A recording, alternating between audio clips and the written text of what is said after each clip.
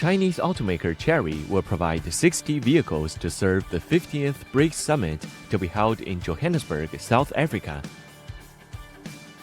We are honored that Chery South was selected as an official presidential vehicle partnership for the 2023 BRICS Summit. It is a privilege to be part of this history and contribute to the end-out success that this summit will have. We're quite happy as South Africa that Chinese brands are doing so well because, as you know, we've got this comprehensive strategic partnership with the People's Republic of China as South Africa. We count China as one of our very closest friends.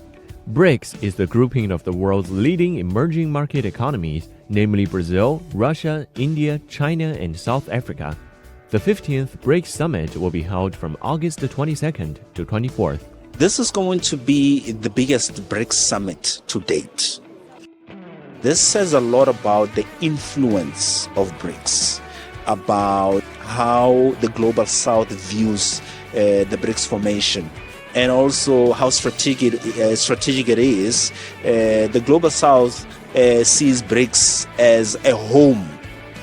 Altogether, the BRICS nations account for more than 40% of the world population and about 26% of the global economy.